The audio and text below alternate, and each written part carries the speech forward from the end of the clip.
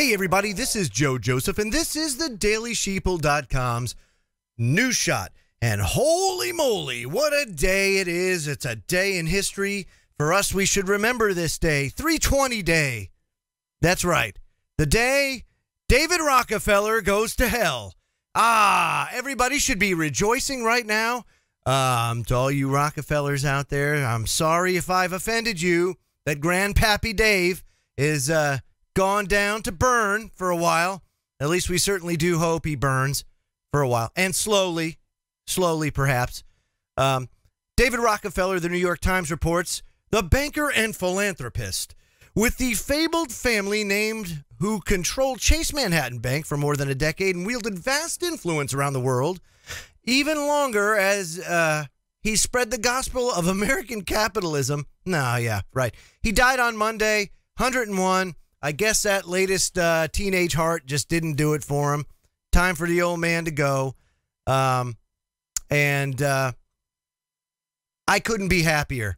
Now, that, of course, doesn't mean that there won't be many other control freaks that aren't going to just step right in. Of course there are. There's plenty of control freaks that want to step right in and take the place. And, you know, really, how much power does a 101-year-old guy wield as basically reduced to looking like Jabba the Hutt and probably, you know, needs to...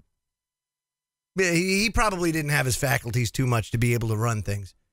But still, he did enough damage, you know, to the point where, of course, you know, at the Bilderberg meeting in Baden-Baden, Germany back in the 90s, he was addressing, there was a lot of members of the press there at the time, you know, and he thanked them. He thanked them for respecting the privacy of the control freaks and not reporting on these things that they talk about because it would certainly set back this whole implementation of a world order.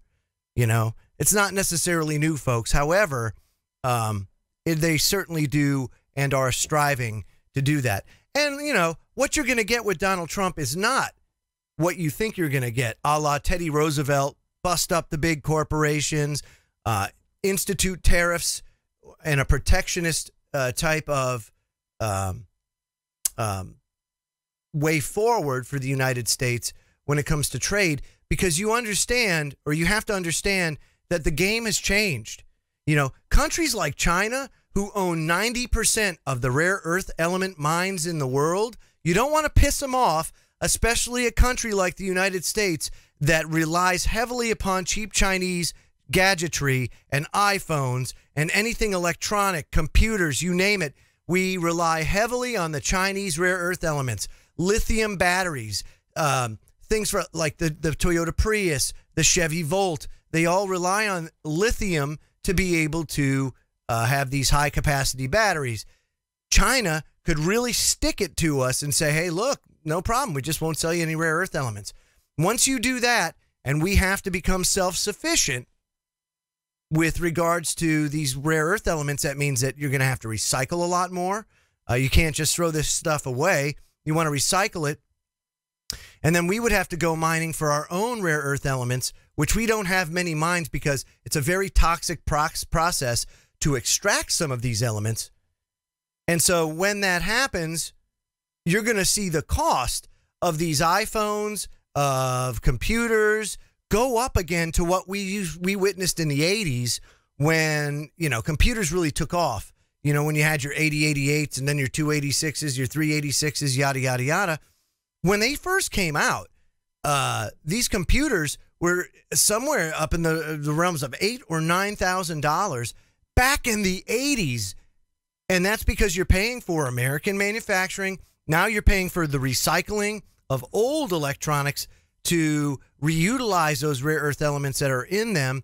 And then, of course, mining our own, which with the United States, we have a lot of environmental regulations that the Chinese don't have.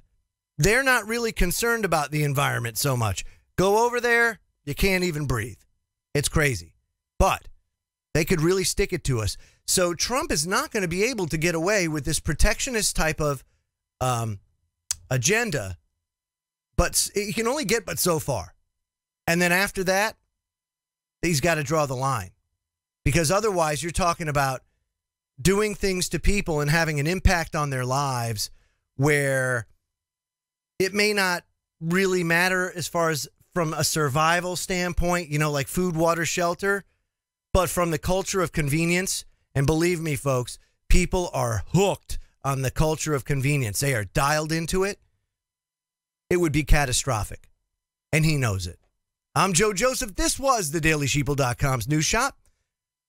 To subscribe today here at the DailySheeple.com's YouTube channel, or sign up for our newsletter over at thedailysheeple.com, and feel free to comment below.